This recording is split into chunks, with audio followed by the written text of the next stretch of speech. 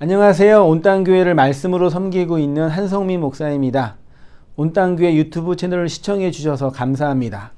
설교를 들으신 후에 좋아요와 구독을 꼭 눌러주시면 감사드리겠습니다. 온땅교회 말씀 사역에 큰 도움이 됩니다. 오늘도 말씀 안에서 평안하시고 즐거운 하루 되시길 바랍니다. 감사합니다. 구독과 좋아요를 꾹꾹 눌러주세요. 감사합니다. 이사야 39번째 시간으로요. 서로 사랑과 죽음 사랑으로 열방을 정복하는 그리스도의 교회라는 제목으로요. 같이 말씀 참고하고요. 참고하기 전에 광고 우리 11시에 예약이 됐나요? 11시에 예약 안 해도 갈 수는 있어요? 문제는 없어요? 가까운 데 있나요? 바로 여기. 그래요? 우리 어저께 우리 조집사님 아닙니다. 막내 우리 아드님 결혼식 하셔서 교회 뭐 관례 식사 이제 대접 감사하고 또 기뻐하는 마음 하신다니까 식사하시면서 자연스럽게 그럼 단호는 커피 안 가져오셨나요? 여기에서 안 하고 저는 그러지 않아요. 아무튼 그랬는데 그렇게 이제 알고요. 또 식사 같이 또 하고요. 또 교제하도록 할게요. 광고 시간이었습니다. 지난주 했던 성도를 돕는 장 찬찬히 읽으면서요. 우리 먼저 읽을 수 있겠어요? 괜찮아요? 이렇게 하나님이 우리의 돕는 자가 된다는 것은 이 땅에 필요한 것들을 채워주시고 인간의 5가지 욕구를 충족해 주시는 것이 아니라 우리의 돕는 배필로 짝으로 하늘의 생명을 주시는 은혜의 현실을 돕는 자라고 하였습니다. 아래 세상으로 던져진 모든 인간은 하나님의 하나님의 반대편으로 있기 때문에 그 진리의 짝을 만나 하나가 되어야지만 진짜 생명이 될 수 있기 때문입니다. 이러한 은혜의 현실을 이루어하는 아들이 있는 자라고 하였는데 아들과 교제하는 자, 그 생명으로 함께 나눈 자로서 짝이신 그리스도와 서로 사랑하여 서로 죽은 자가 된 것이라고 하였습니다. 그래서 이사야 41장 10절의 말씀이 하나님의 도움을 받는 성도에게 복음이 되는 것입니다. 읽어주시오. 그것도요. 두려워하지 말라, 내가 너와 함께함이라. 놀라지 말라, 나는 내 하나님이 됨이라. 내가 너를 굳세게 하리라. 참으로 너를 도와주리라. 참으로 나의 의로운 오른손을 너를 붙들리라. 그래서 이제 하나님이 우리에게 우리를 도와주신다라는 그런 표현은 인간의 그 5대 욕구라고 하는 그 심리학자가 정한 그런 욕구를 충족해 주시는 분으로서의 하나님인 것은 아니신 거죠. 그런 충족은 하나님이 아니더라도 인간사 속에서 충족이 되고 또 완벽한 충족은 없겠지만요. 특히 이제 그 요한복음 5장쯤에 아들이 있는 자에게는 생명이 있다라고 하는 그 요한복음의 진술은 아들이 있다가 헬라어로 에코라는 그 동사라고 했죠. 이게 이제 기본적으로 영어의 뭐 have 동사처럼 가지다, 소유하다 그런 뜻인데 엄밀한 의미에서 우리가 하나님의 아들을 소유할 수는 없는 거죠. 그렇죠. 창조주를 어떻게 피조물이 소유할 수 있겠어요? 그래서 이 에코가 코이노니아라는 동의어로 이제 번역이 되었기 때문에 그 아들과 교제하는 사람, 참회하는 자, 그 양식으로 교제하는 자를 아들이 있는 자라고 성경이 표현하는 거라고 했습니다. 지난주까지 이제 나누었던 돕는 자, 베필로서, 우리의 베필, 에제르로서의 하나님이었고요. 15절부터 17절까지는 표현이 좀 새롭게 또 이제 진전되는 것 같죠. 정복자로서의 이스라엘의 모습을 나타내죠. 15절에 보라 내가 너를 이가 날카로운 새 타작기로 삼으리니 내가 산들을 쳐서 부스러기를 만들 것이며 내가는 누구죠? 너죠. 이스라엘이 너희가 산들을 쳐서 부스러기로 만들고 작은 산들을 겨같이 만들 것이라. 부신다라는 지금 표현이에요. 내가 그들을 까 부른즉 바람이 그들을 날리겠고 회오리 바람이 그들을 흩어버릴 것이로되 너는 여호와로 말미암아 즐거워하겠고 이스라엘의 거룩한 이로 말미암아 자랑한다. 이렇게 표현하고 있죠. 그래서 산을 부수고 산들을 부스러기로 만들어서 그들을 까 부른다라고 라고 표현하고 있어요. 이는 이스라엘이 산과 산들로 상징되는 열방, 이방 나라, 이스라엘의 대적자들을 이제 정복한다라는 표현인 거죠. 이건 맞아요. 이건 좀 아이러니한 표현이죠. 역설이죠. 이스라엘이 열방을 정복한 게 아니라 열방이 이스라엘에게 정복당했죠. 아스루와 바벨론에 의해서. 정치적으로, 역사적으로. 근데 왜 이사야는 그 반대 표현을 했을까라는 얘기죠. 이는 그리스도의 교회가 열방을 정복한다는 의미이기도 합니다. 그리스도가 그의 교회를 정복하시는 것처럼 그리스도의 교회가 열방을 정복한다라는 성경의 선포입니다. 그러면 교회가 세상을 정복하나요? 우리가 이 세상을 정복하고 있어요? 차지하고 있어요? 그런 눈초리로 저를 쳐다보세요. 성경의 표현이 그렇다는 얘기죠. 이사야 11장 10절 같이 보겠습니다. 시작.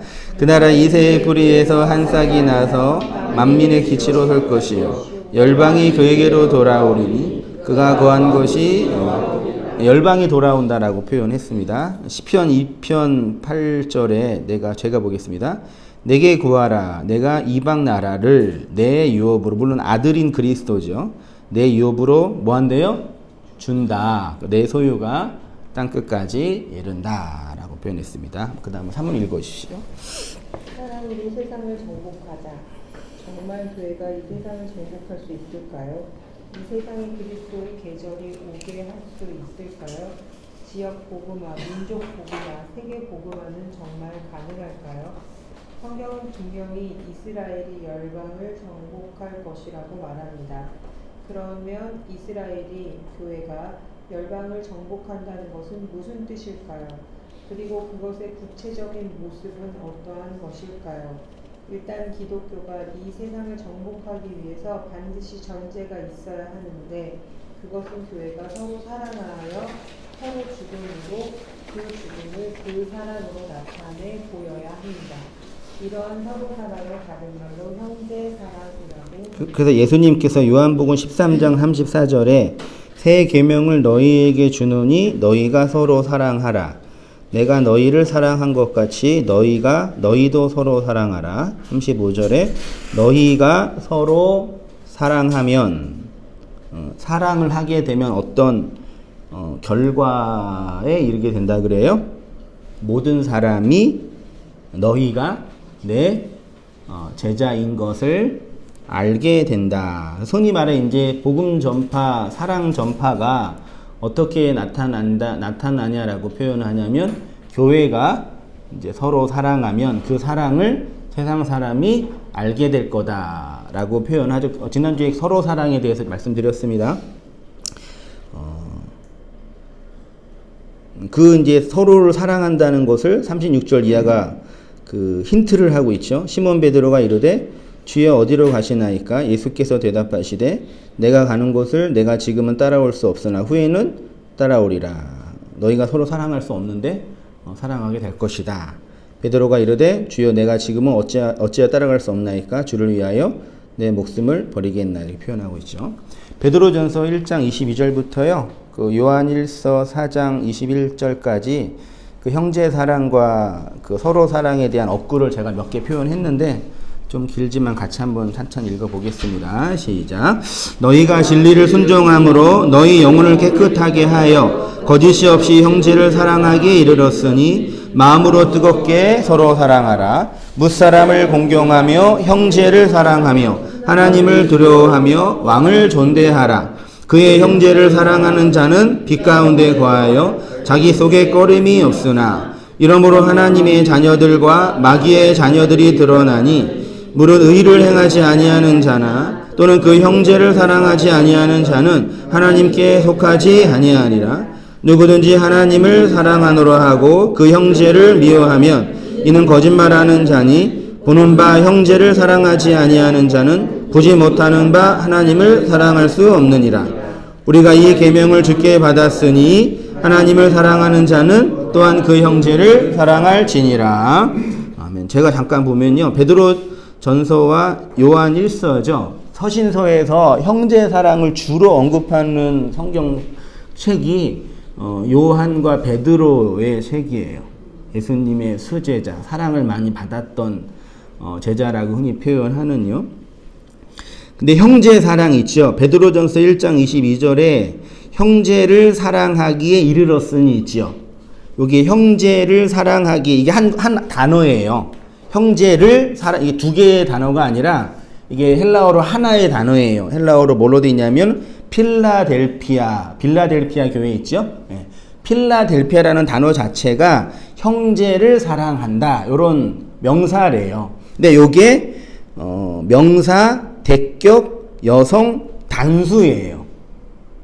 왜 이렇게 단수가 됐는지는 모르겠는데 형제 사랑은 단수예요. 그러니까 그리스도 안에서 한 형제로 보는 건지 아니면 그 형제를 얘기하는지는 더 이제 봐야 되겠지만 어쨌든 단수로 표현되어 있다라는 거 한번 보고 그럼 베드로전서 2장 10절은 단수겠어요? 복수겠어요? 이것도 단수로 되어 있어요. 근데 그 형제가 뭐냐면 호 아델 포테스래요. 그 형제. 한글 성경은 형제를이죠. 근데 헬라어는 그 형제래요. 그러면 어떤 형제가 아니라 그 형제죠? 그럼 누구겠어요? 우리의 형제로 오신 가인의 형제로 오신 아벨을 옛부터 이제 표현한 거죠. 요한 1서 2장 10절도 그의 형제를 사랑하는 자. 이것도 그 형제고 그 형제를 표현하고 있습니다. 형제 사랑 한번 우리 조사 읽으시겠어요? 형제 사랑은 베드로와 요한의 서신서에 주로 나오는 구절입니다. 형제 사랑은 거의 대부분 단수로 혹은 정관사 호가 있어서 그 형제 그 사랑입니다. 그러니까 서신서가 말하는 형제 사랑은 나의 형제로 오신 가인이 나에게 살해당하신 아벨로서의 그 형제인 예수 그리스도를 의미하는 것입니다. 그러니까 성도의 진정한 고백인 그리스도만이 나의 왕입니다. 오직 십자가만이 나를 구원할 수 있습니다. 라는 고백의 다른 측면이 내가 가인이고 악인이며 음녀이고 일곱 귀신 들린 막달라 마리아라는 자기 고백입니다. 이러한 자신의 죄악에 대한 인정이 내가 죽인 그 형제를 사랑하는 것입니다. 그래서 이제 지난주도 잠깐 나누었지만 기독교의 기본적인 윤리가 하나님이 누구를 사랑해요? 우리를 사랑하죠. 나를 사랑하고 그럼 나는 어떻게 해야 돼요? 이걸 사랑이라고 표현할게요. 그럼 나는 어떻게 살아야 세상에서요? 다른 사람을 타자를 어떻게 해야 돼요? 이 사랑으로 사랑하는 거죠. 요 사랑으로 사랑하는 거죠. 그래서 주의 사랑으로 사랑합니다. 주의 사랑 우리도 한번 이렇게 이 명제 이게 기본적인 우리 전통 기독교의 형제 사랑, 이웃 사랑 윤리라면 윤리죠. 그렇죠?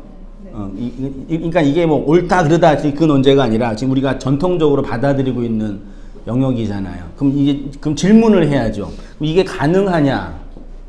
실제로 이게 가능하냐라는. 가능해요? 형제는 사모님 남편도 사랑하지 않는데 형제까지? 그렇게 말하고 싶었죠? 아니에요?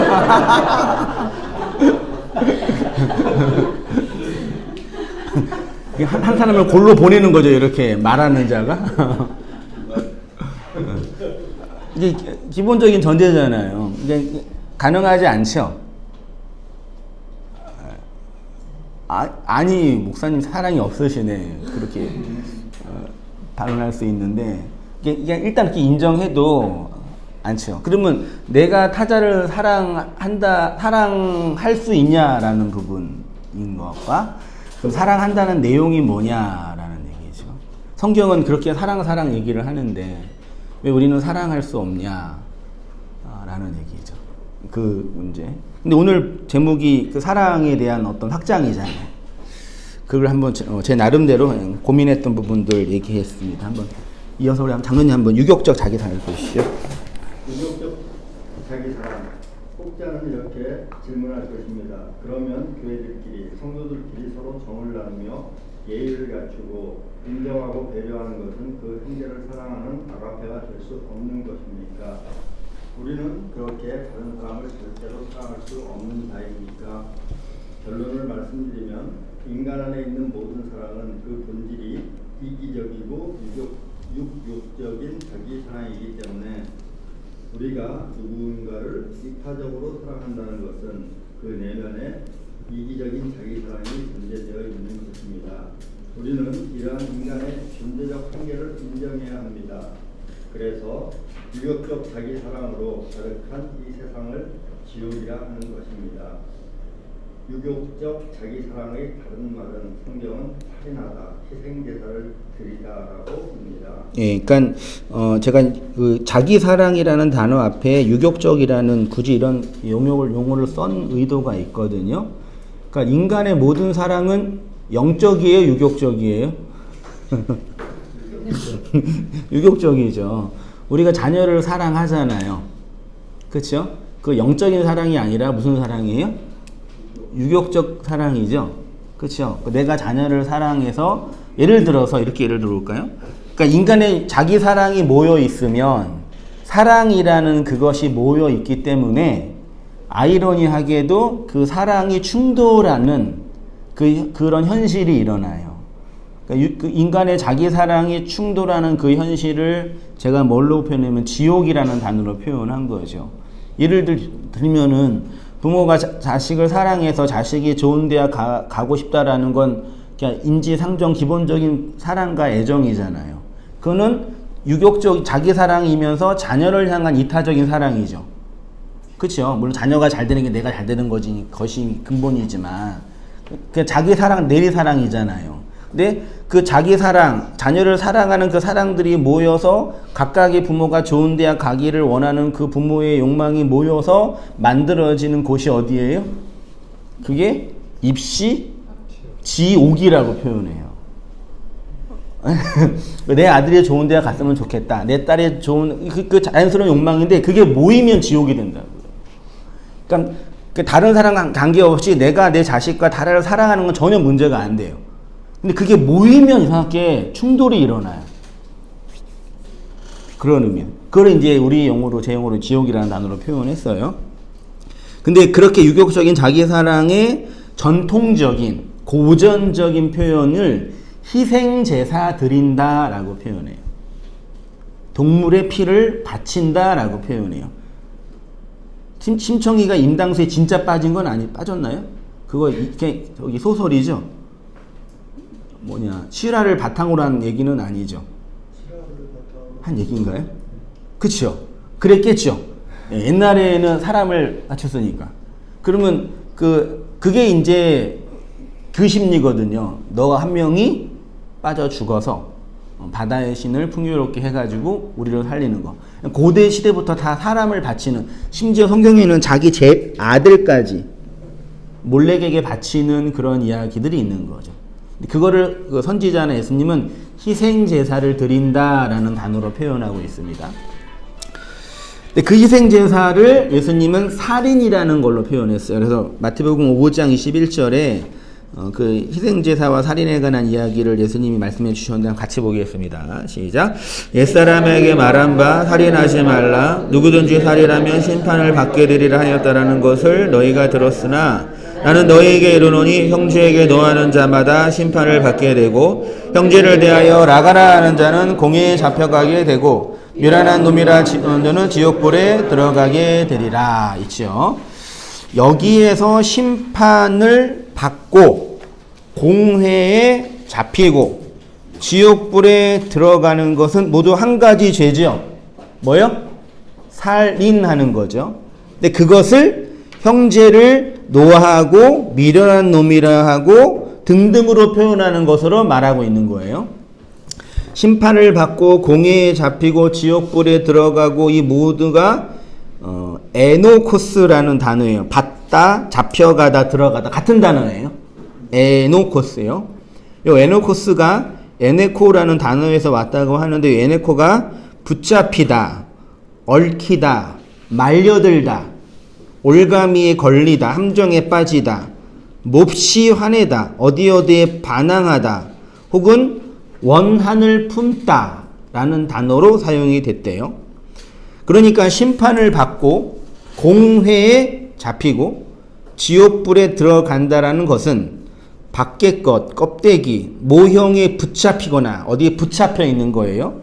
어떤 법에 매여 있어서 원한을 품고 화를 내고 있는 그 상태를 표현해. 그게 지옥불에 들어간다.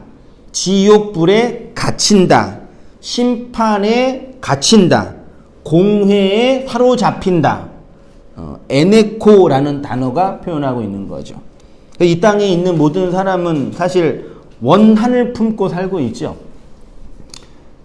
그 원한을 품고 살아가는 사람을 그 문학이 빗대어 표현하는 걸 뭐라 그런다 그랬어요?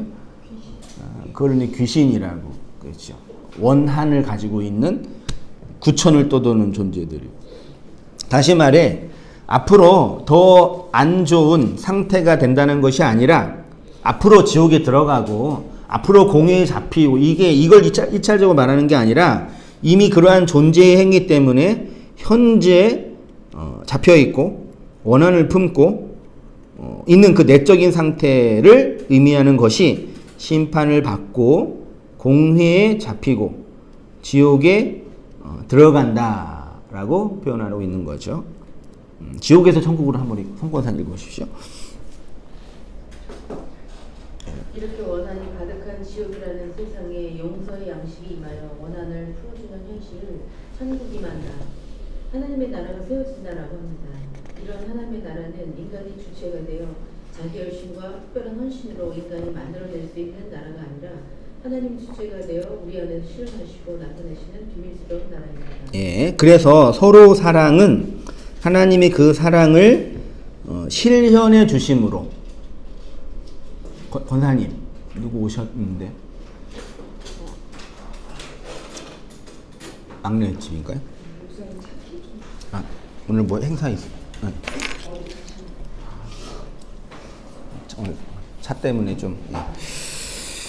그래서 그 사랑을 서로 죽음으로 실현해 주는 것으로 가능합니다. 내가 주체가 되어 다른 사람을, 다른 일을 사랑하는 것이 아니라 나를 사랑하신 그 죽음 사랑이 다른 이를 동일하게 죽여 하나님이 그 죽음 사랑을 실현하실 때 서로 사랑하는 거죠. 제가 다시 표현할게요. 서로 사랑은 하나님이 그 사랑을 서로 죽음으로 실현해 주심으로 나타난 것으로 내가 주체가 되어 다른 이를 사랑하는 것이 아니라 나를 사랑하신 그 죽음 사랑이 다른 이를 동일하게 죽여 하나님이 그 죽음 사랑을 실현할 때 서로 사랑하는 거죠. 다시 이제 우리 얘기로 와서 어떤 이는 인간의 모든 사랑은 유격적인 자기 사랑이다 라고 말하죠. 제가 이렇게 영등포 온땅교회를 제가 개척한 건 아니지만 어떻게 하다 보니 개척이 됐어요. 진짜 어떻게 하다 보니 놀라운. 그럼 제가 이렇게 개척을 했다고 쳐요. 그러면 이게 저에 대한 유격적 자기 사랑이에요? 아니면 성도와 진리와 그리스도에 대한 이타적 사랑이에요? 라고 한번 분별을 한다면 어떻게 생각하세요, 우리 배우 형제? 아예 목사님 욕심이 많은 것 같아요. 그러는 거예요. 잘 이렇게 해보세요. 여기 그러니까 우리 인간은 누구를 사랑할 수 없는 존재 맞아요. 그렇죠. 그래서 이 세상이 지옥인 건 맞아요. 근데 복음은 분명히 이 세상에 천국이 임하고 있다고 얘기하고 있잖아요. 하나님의 나라가 임하고 사랑이 실현된다고 표현하고 있단 말이에요.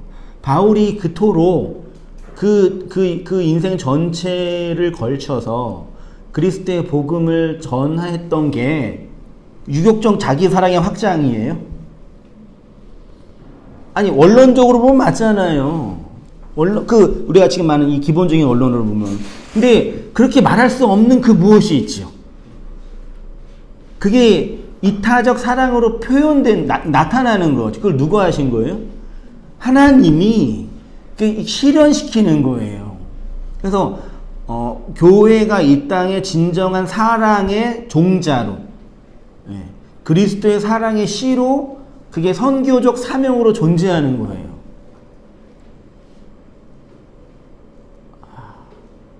저도 한동안 많이 이렇게 고민했었거든요. 복음을 알고 묵시 체계를 알고 나서 그럼 내가 이렇게 진리와 말씀과 은혜에 대한 이 열심, 어떤 의미에서는 이렇게 뭐 헌신이라고 할 수도 있겠죠. 이런 애씀과 노력. 한국 사회에서 4대 보험 안 되는 회사를 다닌다는 건 어떤 의미인지 아세요? 네? 아무리 월급이 적어도 4대 보험이 되는 것이 얼마나 큰 힘이 되는지 모르시죠. 웃을 일이 아니라니까요. 제가 4대 보험이 안 되면 은행에서 저를 사람으로 인정해 주지 않아요. 돈을 안 빌려줘요. 그게 되게 충격이었어. 그게 몇 년 전에요. 그 일하게 된 이유도 돈을 많이 버는 건 둘째 문제고, 일단 이 사회에서 이 노동수익 4대 보험이 돼야지 뭐 원서라도 내고 돈이라도 빌려서 소위 말해 사람답게 살 수 있다라는 걸 요즘 그냥 부목사들 보면 참 안타까워. 큰 교회는 해주는데 웬만한 중소형 교회는요, 한국 사회에서 없는 그 성직자라고 표현하잖아요. 범죄도 문제죠. 네? 범죄도 문제. 그래서 이제 그러니까 그런 의미에서는 목회자가 이렇게 헌신하는 거잖아요. 자기가 받을 수 있는 유익을 이렇게 좀 포기하고 말씀 전하는 일을 하는 거잖아요.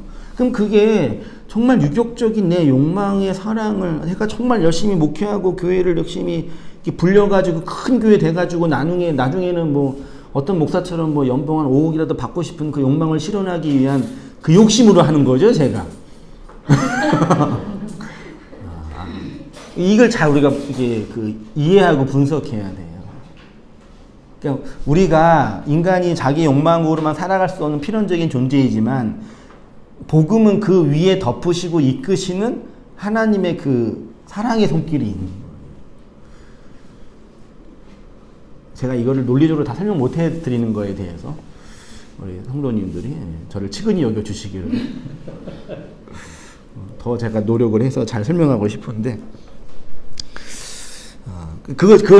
저의 이제 마음의 표현을 이렇게 제가 이렇게 좀 이렇게 이런 용어로 표현한 거예요. 내가 주체가 되어서 다른 이를 사랑하는 것이 아니라 나를 사랑하신 그 죽음 사랑이 다른 이를 동일하게 죽여 하나님의 그 죽음 사랑을 실현할 때 서로 사랑되는 거죠. 이것이 교회가 사랑으로 세상을 정복한다라는 표현이죠. 바울은 어떤 의미에서는 평생 복음을 증거해서 마지막에 자기 새방 조금만 방에서 복음을 전했지만, 어떤 의미에서 세상을 정복한 사람이죠. 그렇죠? 성경이 이렇게 세상을 정복하시는 주님이 임하시는 것을 구름을 타고 오시는 주님으로 표현을 하더라고요. 생각해 보십시오. 심판자, 정복자로 오시는 예수님은 혼자 오지 않고 누구랑 와요? 구름을 타고 와요. 손오공도 아니신데 구름을 타고 오신단 말이에요. 다 문학적 표현인 거예요.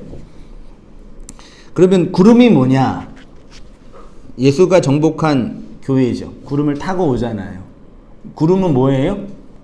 구름의 물리적 분석 내용은 H2O죠. 물이에요, 물. 물이 구름이에요. 하늘에 있는 건 구름이고 땅에 있는 건 안개라고 그러고 바닥에 있는 건 이슬이라고 그러고. 구름, 그 물을 타고 온다는 표현이에요.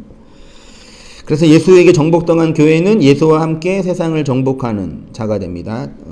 구름에 관한 성구 많이 있는데 3개만 제가 썼습니다. 같이 읽어보겠습니다. 시작. 애굽에 관한 경고라. 보라, 여호와께서 빠른 구름을 타고 애굽에 임하시리니 애굽의 우상들이 그 앞에서 떨겠고 애굽인의 마음이 그 속에서 녹으리로다. 그때 인자의 징조가 하늘에서 보이겠고 그때 땅의 모든 족속이 통곡하며 그들이 인자가 구름을 타고 능력과 큰 영광으로 오는 것을 보리라. 볼지어다 그가 구름을 타고 오시리라. 각 사람의 눈이 그를 보겠고 그를 찌른 자들도 볼 것이요 땅에 있는 모든 족속이 그로 말미암아 애곡하리라. 그러나 이게 여러분 앞으로 미래에 종말이 완성될 미래에 예수가 구름 타고 온다는 표현이 아니라 이미 우리에게 그 정복자로서 오신 분이신 거죠. 그쵸? 그 전제에 돼야 돼요. 앞으로가 아니라.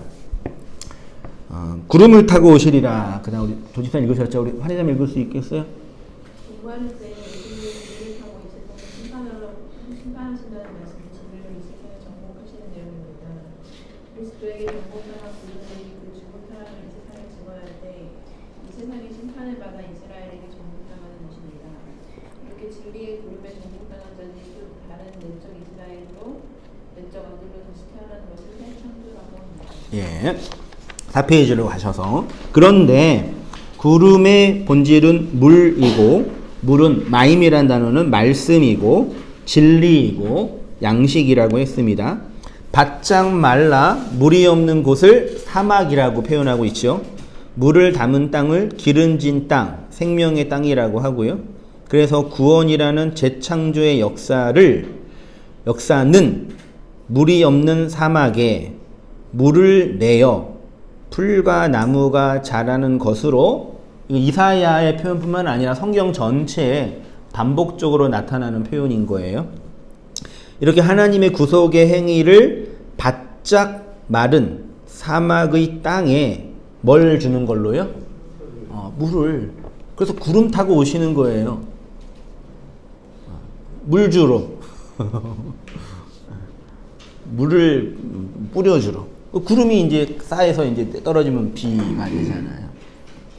이사야 41장 18절 같이 읽어보겠습니다. 시작. 내가 헐벗은 산에 강을 내며 골짜기 가운데 샘이 나게 하며 광야가 못이 되게 하며 마른 땅이 샘 근원이 되게 할 것이며 내가 광야에는 백향목과 시띠 나무와 화석리와 들 감난나무를 심고 사막에는 잣나무와 소나무와 향목을 함께 두리니 우리가 보고 여호와의 손이 지으신 바요 이스라엘의 거룩하신 이가 이를 창조하신 바인 줄 알며 함께 헤아리며 깨달으리라. 아멘. 흔히 지옥이라고 하는 것을 성경은 헬라어는 게헨나라는 단어로 표현해요. 아까 예수님이 그 산상수훈에서 형제를 밀어난 놈이라 하면은 지옥이죠. 요게 지옥이 게헨나예요. 지옥 불에 들어간다. 그러니까 어떤 들어간다가 에네코스가 지옥이라는 그 불에 사로잡힌다라고 표현하면 돼요. 이렇게 그 포로가 된다 그런 뜻이에요. 어디 들어가고 안 들어가고 문제가 아니라요. 요 게헨나를 한마디로 말하면 물이 없이 바짝 마른 상태. 지옥이요. 물의 기운이 없이 바짝 마르면 뭐가 가득한 거예요? 불. 기운이 가득한 거죠. 그러니까 지옥에는 항상 뭐가 있어요? 불. 지옥 불이라고 표현하죠. 근데 성경에 하나님이 새 창조로 구원을 어떻게 설명하시냐면 물이 없는 광야의 바짝 마른 땅에 물이 흐르게 하는 것으로 설명하셨습니다. 이렇게 땅에 물이 있어야 기름진 땅이 되어 나무가 자랄 수 있는 거죠. 형제를 미워하면 지옥불에 들어갑니다. 한번 우리 이집사님 오시겠어요? 예수님은 형제를 미워하는 것이 살인하는 것이라고 하시면서 그렇게 형제를 미워하면 지옥불에 들어간다고 하셨습니다. 지옥불이 꼭 게헨나 꼭 피르입니다. 직역하면 그 지옥의 불입니다. 게헨나는 유대인들에게 실제로 있었던 장소입니다. 성령의 아들의 골짜기라는 지명으로 실제로 이방신들을 위해 자신들의 자녀를 불로 제사를 드렸던 곳이고 이후에 성전 제사 후 동물의 사례와 살인자의 사체를 버린 쓰레기장이기도 하였습니다. 그곳엔 항상 죽은 동물 사체들이 불에 타고 있었기 때문에 불도 꺼지지 않는 곳이었습니다. 그래서 게헨나는 종교적으로 도덕적으로 가장 더러운 심판의 장소를 상징하게 되었습니다. 성경이 그 장소를 게헨나라고 하였고 신약 성경이 지옥이라고 번역하였고 우리 유대교의 무시 문학이나 로마 카톨릭이 연옥 교리를 만드는데 사용된 단어이기도 합니다. 이 연옥이 그 옥은 이제 감옥 옥이고 연자가 무슨 연자이겠어요? 이게 그 훈련하다, 연단하다예요. 그러니까 연옥에 갇혀서 연단시키는 곳이라고 표현했죠. 유대인들에게 게헨나는 지옥이라는 개념으로 실제로 쓰레기장이에요. 어떤 쓰레기장이냐면 인간의 욕망이 배설된 곳. 그러니까 희생제사는 인간의 욕망을 배설하는 것입니다. 세계인의 모든 축제가 있죠. 뭐 바카스 축제나 무슨 힌두교 축제나 브라질 축제 있죠. 그 축제는 그 모든 욕망이 배설되는 곳이고 고대 시대 때 이스라엘의 희생제사 절기는 그 축제와 유사했어요.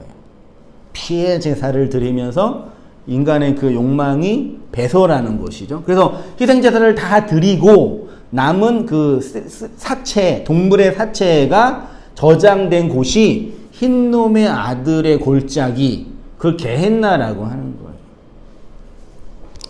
희생제사를 드리고 남은 동물의 사체, 사람의 시체, 벌레 등이 뒤엉켜 있는 곳으로 인간의 유격적 자기 사랑의 욕망의 배설물들이 잔뜩 쌓인 곳입니다. 겉으로 볼 때 우리는 이렇게 반듯합니다. 그렇게 인간의 욕망이 그런데 우리의 욕망이 배설된 곳이 있어요, 없어요?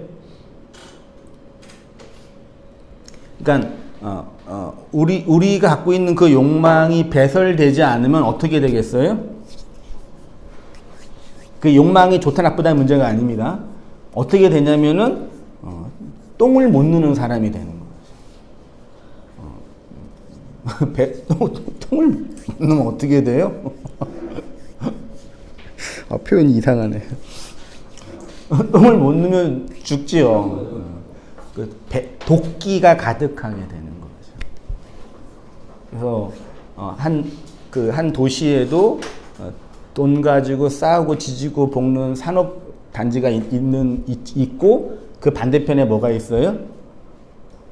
유흥주점이 있는 거죠. 그 욕망을 배설하는 거. 모든 도시는 다 그게 있고 그게 나중에 이제 그 슬램화가 될 수도 있고 표현하는 거죠. 집에도 멋있는 안방, 편안한 안방, 거실 있는가 하면 뭐가 있어요? 화장실이 있는 거죠. 화장실 없으면 어떻게 돼요?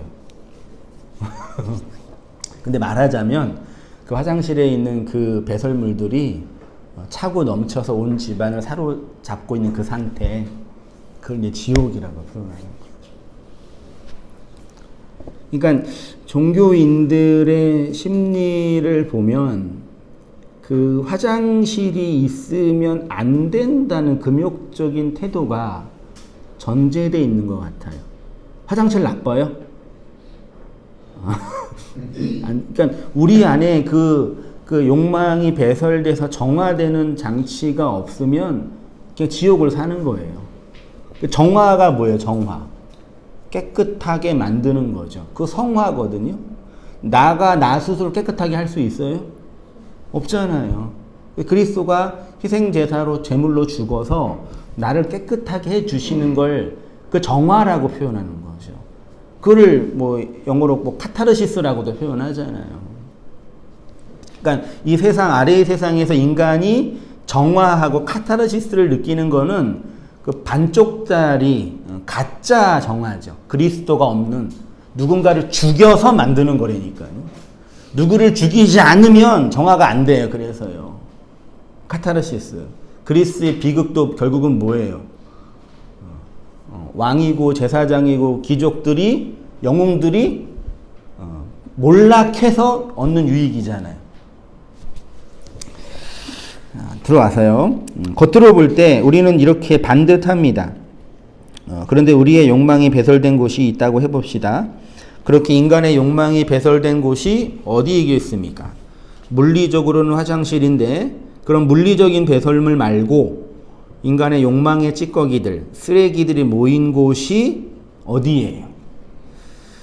우리의 가인의 욕망이 배설된 곳이 바로 게헨나인데, 그런데 그 쓰레기장, 그 지옥이 우리 각자 안에 다 있는 거죠. 그러니까 지옥불에 들어간다라는 것은 나중에 벌을 받아 들어가는 장소 이전에 지금 이 역사와 현실 안에서 그 욕망의 배설물들이 가득한 내적 상태를 우선적으로 말하는 거죠. 그래서 그 인간의 욕망의 배설물이 가득한 내적 상태를 성경이 게헨나라고 표현하고, 그걸 지옥이고 배설물들이 쌓이는 곳이고, 그것이 정화되지 않으면 거기에 갇히게 되는 거죠.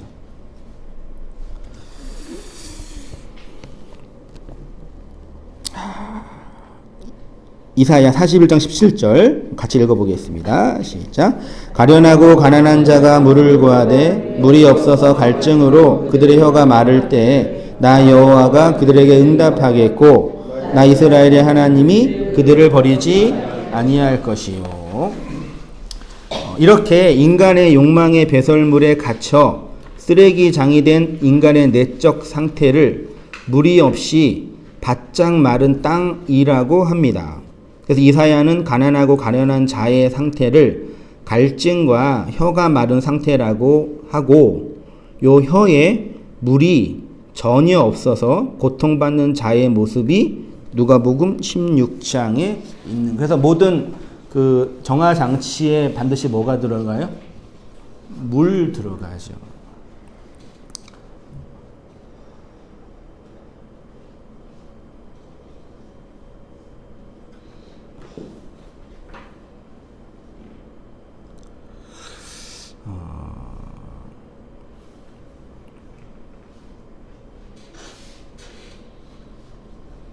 사람들이 많은 곳에 가면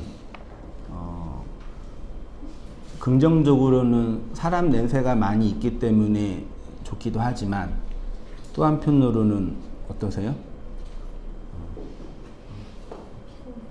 피곤해요?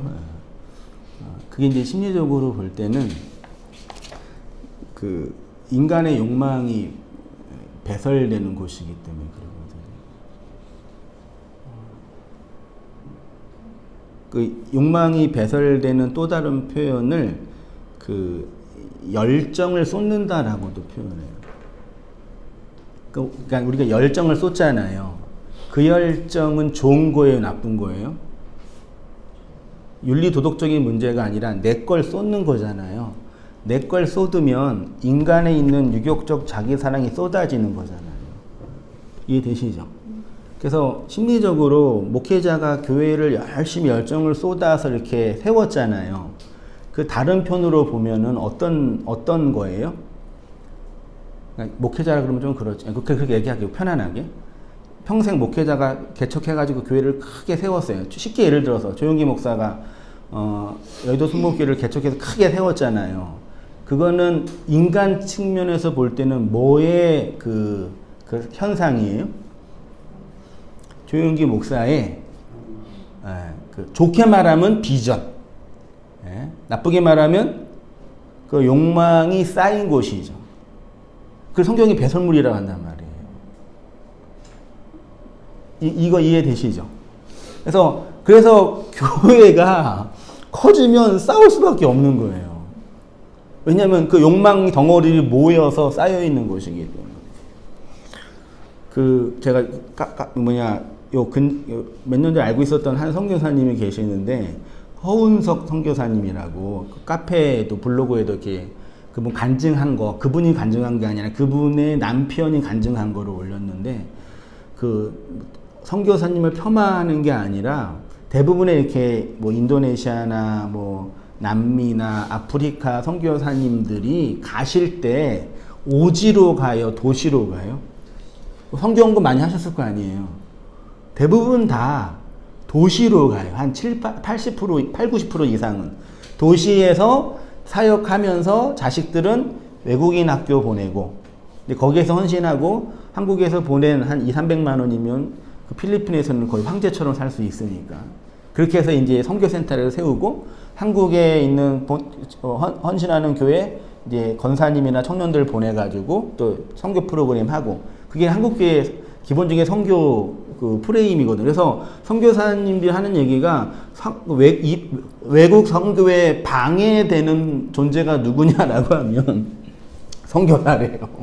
왜냐면 어떤 감리교 선교사가 바로 앞에 그 뭐죠, 유치원을 세웠으면 나는 뭐라도 세워야 돼요? 난 학교라 초등학교라도 세워야 돼요. 보고라도 해야 되니까. 그래서 그렇게 해가지고 되게 이상한 그런 헤게모니 싸움이 일어난다고 하더라고요. 근데 다 그런 건 아닌데, 이 허 선교사님이랑 이 남편 선교사는 그 브라질에 들어가서 오지로 들어간 거예요. 오지로 들어가서 신학교 세우고 학교 세우고 목회자 50명 배출하고 26년 동안 사역을 한 거예요. 근데 이 선교사님이 그렇게 평생 헌신하고 사역을 했으면 말년이 어때야 돼요? 하나님의 복을 받아서 장수를 누리고 이렇게 선교의 그 결과들을 보면서 이게 유익을 얻어야 되는데 폐암 사기에 걸리신 거예요. 그리고 폐암이 걸려서 결국은 돌아가셨죠. 근데 마지막에 그분이 어떤 얘기를 했냐면, 나는 26년 동안 사기꾼이고 위선자입니다. 그게 그러니까 실제로 그분이 사기를 쳤다, 위선자라고 한 게 아니라, 내가 내 열정과 헌신으로 그 오지에 들어가서 인디언들을 이렇게 섬기고 봉사했던 그것이 내 욕망의 배설물이었다는 걸 자각한 거예요. 복음은 그렇게, 진리는 그렇게 깨닫는 거지. 그러니까 나는 이 땅에서 내 열심과 노력을 했는데 그건 결국은 내 열정이지만 배설물들이라고. 자기 사랑, 자기 열심, 자기 의. 근데 그거를 하나님이 어떻게 하신 거예요? 사용하셔서 그리스도의 그 사랑을 증거하는 도구로 사용하신 거라니까요. 저는 그 간증 하나 듣고 뭐 성경 강의 헬라어 히브리어 뭐 몰라도 그치, 그렇게 그리스도의 진리가 우리한테 와서 우리를 그 서로 사랑과 죽음 속에서 그리스도의 짝으로 세워가는 거지. 그렇게 힘들게 뭐 공부할 필요 없더라고, 사실은. 근데 오지로 들어간 모든 선교사님이 다 그걸 깨달을까요? 아니에요. 그런 문제가 아니더라고요.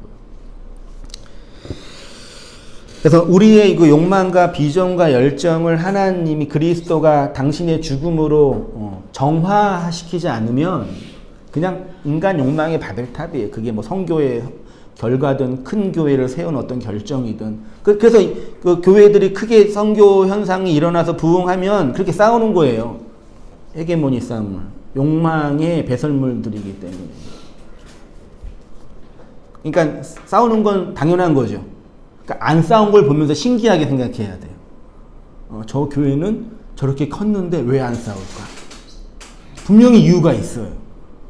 목사가 카리스마가 강해가지고 잘 통치한다든지, 아니면 진짜 그 헤게모니 싸움 속에서 성도들이 죽어서 자기 죽음의 복음 현실이 나타나고 있는지. 근데 이거는 어떤 집단이나 공동체의 문제가 아니라 어디의 문제예요? 우리 개인과 존재의 문제니까.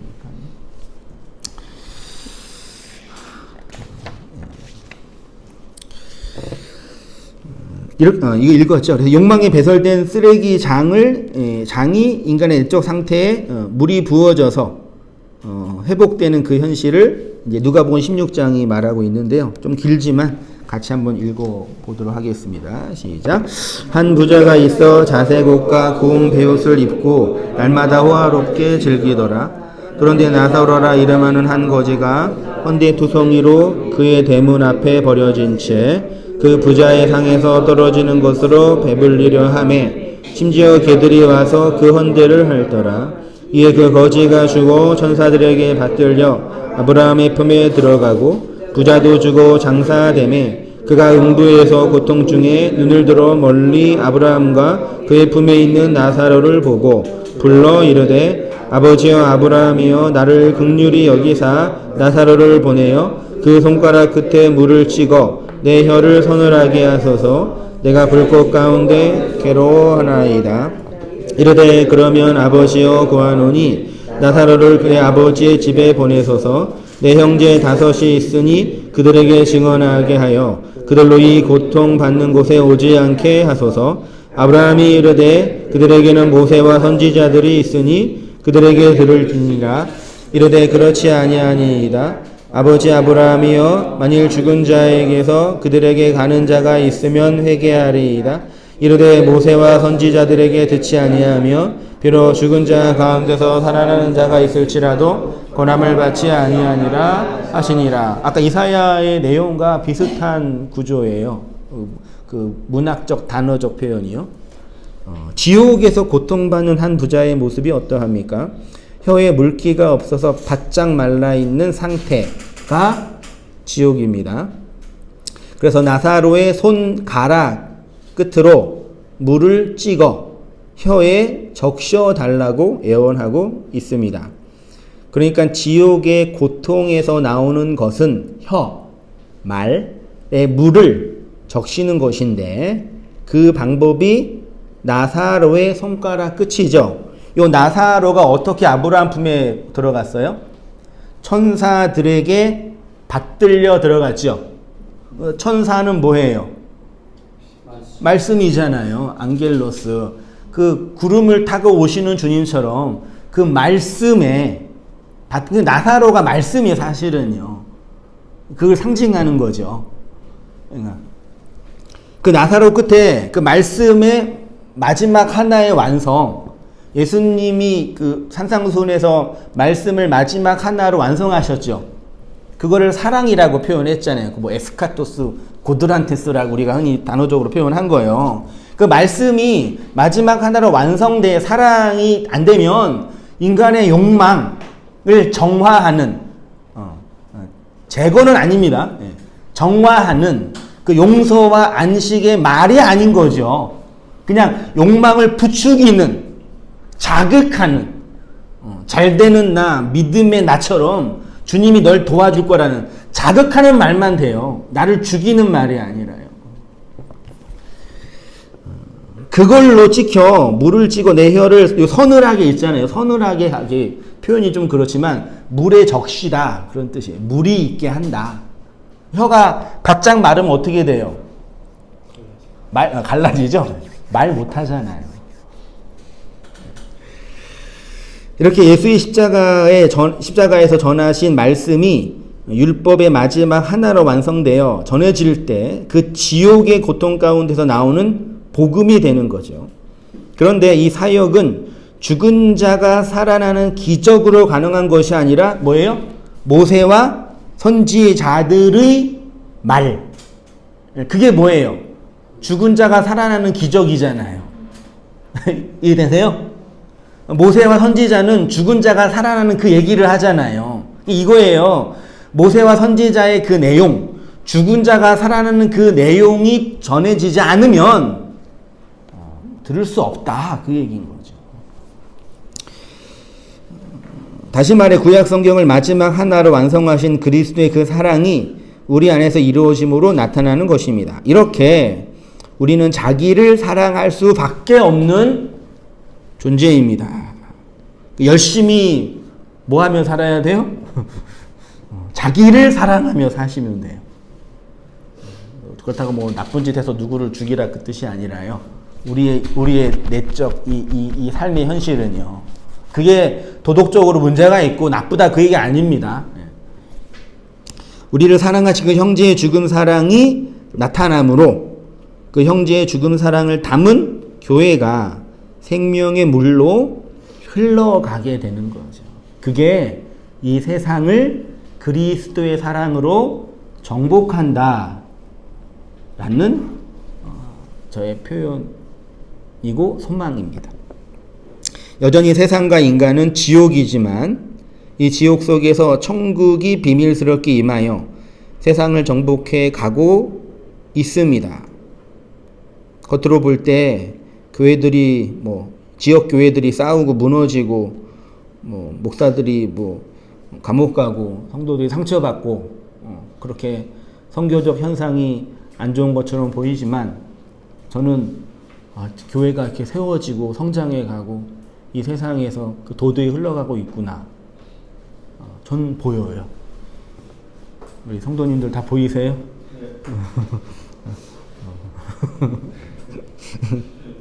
내 안에 그 일이 이루어지고 있는데 이렇게 헐벗은 산과 같은 우리의 심령이 강을 내시고 죄악의 깊은 골짜기 안에 샘을 나게 하시어서 마음 심령이 샘 근원이 되게 하시는 그리스도의 십자가 능력 안에서 살아가는 모든 성도님 되시기를 축원드립니다. 네, 기도할게요. 하나님 아버지, 헐벗은 산과 같은 우리의 심령에 진리의 물로 풍성하게 하시기를 원합니다. 죄악의 깊은 골짜기 안에 있는 저희에게 샘이 나게 하셔서 그리스도의 그 은혜의 통치, 진실로 진정으로 정화하게 하는 그 안식의 복음을 깨닫고 발견하여 살아가는 저희들의 삶이 될 수 있도록 하나님 인도하여 주옵소서.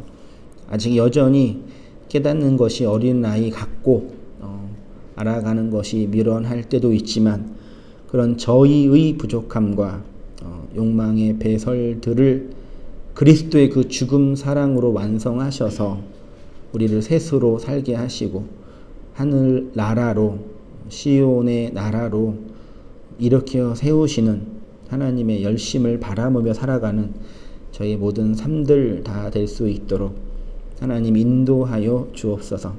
메마른 저희의 혀를 그 진리의 말씀으로 촉촉히 적셔 주셔서 그 은혜의 풍성함을 고백하고 나누는 진정한 코이노니아의 삶이 될 수 있도록 주님 인도해 주시고 은혜 내려 주시옵소서. 이제는 우리 주 예수 그리스도의 은혜와 하나님 아버지의 크신 사랑과 성령의 교통하심이 우리 모든 성도님들의 삶 속에 지금부터 영원까지 함께 있을지어다. 아멘.